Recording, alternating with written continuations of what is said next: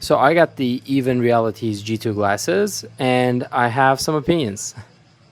Let's start with the immediate question, right? Can you tell there's a screen? Yes. I just turn it on. From some angles, like people close to you can even actually see like text on your screen. So if you think this is going to be like some secret whatever device, that's not the case, right? You're not going to be James Bond with it. People can tell, of course. You should expect going into this that you're not going to be, fully stealthy about it. Will people be able to tell when you're walking past them by the street? I don't think so. No one cares. But if you're like on a one-on-one conversation, and if you're like using their like conversation assist or like translate features, I mean, people can tell something's wrong with you. I'll tell you that because your eyes are just going like this, and you're looking dead to them because your eyes go like past them. But yeah, so why would anyone then, if this is my opinion, why would I buy this device? Number one, I'm not very good financially in terms of responsible decisions sometimes. So, but other than that, right, the kid in me wants like the matrixness of this.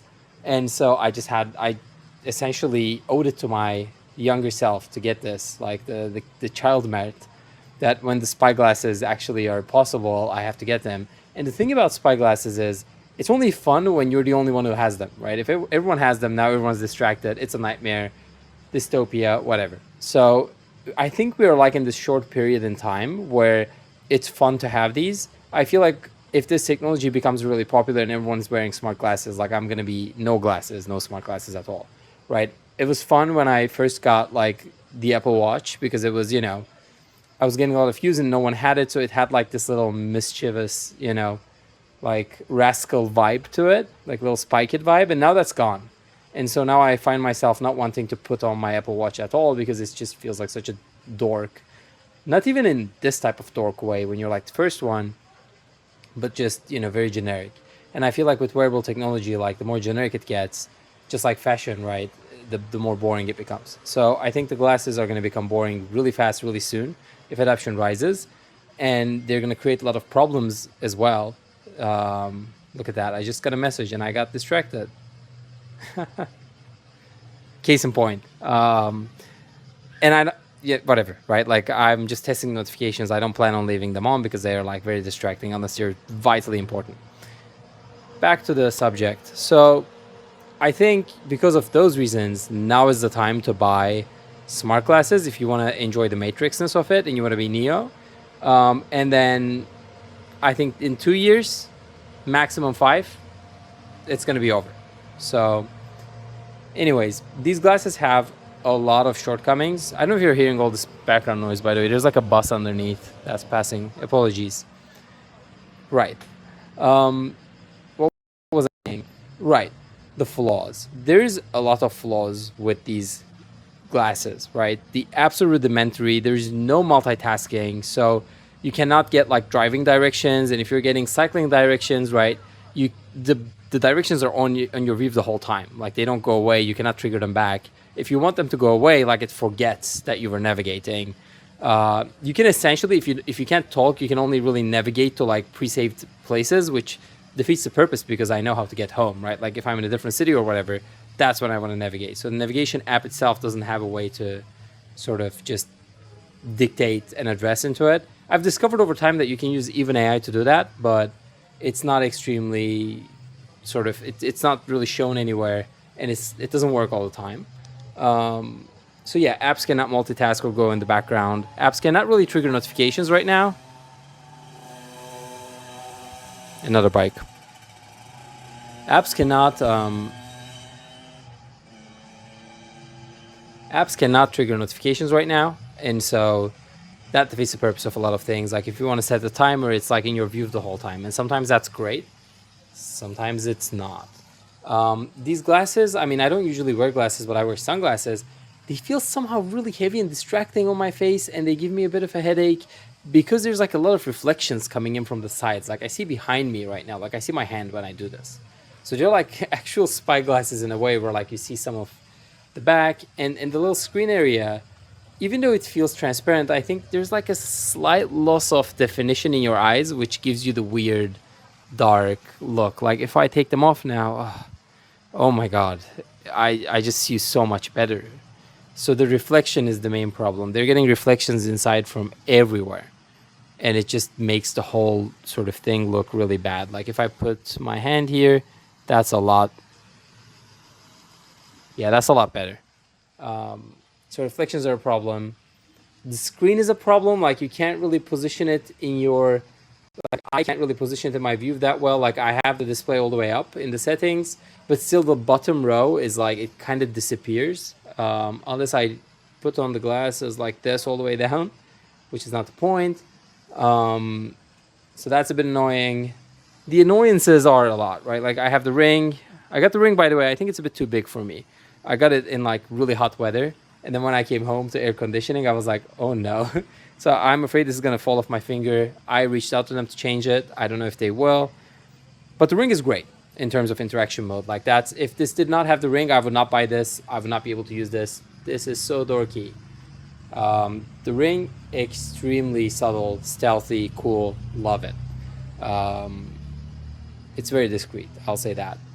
And then what else? I mean, we'll do a deeper dive into the features, but right now, like the dashboard's a bit useless because you can't really add like custom apps to your dashboard.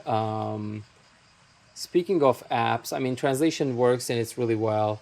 The conversate thing is a lot of fun to like show your friends and enjoy and act like you know everything as a joke. But in real life, I don't know if I'll ever use it. You know, it's just so distracting. Sorry, my nose is so itchy every time I'm on camera.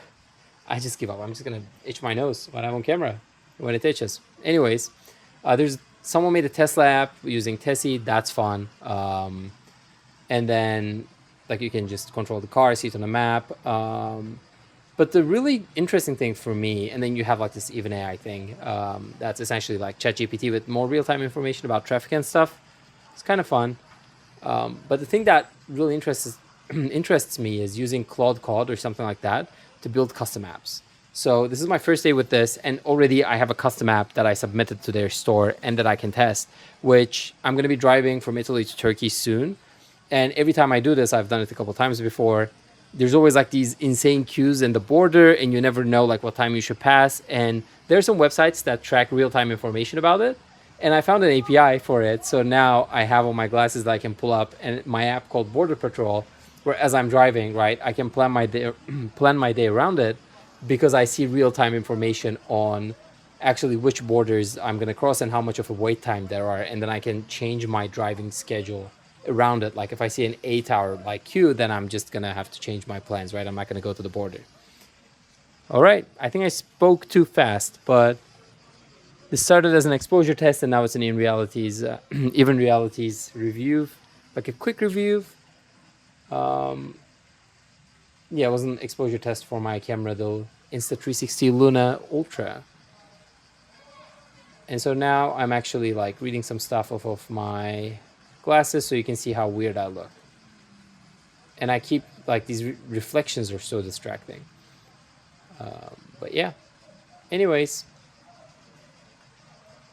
would the even AI actually, hang on, let me try something.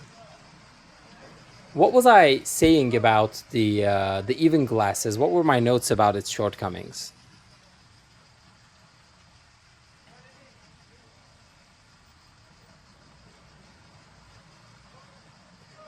No, it's just literally giving me whatever. So never mind. All right, cool beans. These are the even G2 glasses. More reviews or more ramblings to come. But yeah, they're fun. They're a toy. Very close to usefulness, occasional usefulness. I don't see myself wearing this unironically or every day at all. But for specific situations, like when I'm at the Italian postal office, the translating will be a lifesaver because I'm missing a lot of nuance in like specific legal jargon. So for me, right, if you live in a foreign country and like you don't have the perfect grasp in the language and there are like high pressure situations that you want to record and be able to go back to and also understand better in real time, I think the translate and conversation features are great. If you work in like an Italian office, you have to speak Italian every day. Thankfully, that's not my situation, but like this would be great. Battery life seems splendid. Like you could probably leave these glasses on the whole time if you don't get like a headache. And yeah, so far so good. Very expensive for what it is, but you want to be a spy kid, you gotta pay.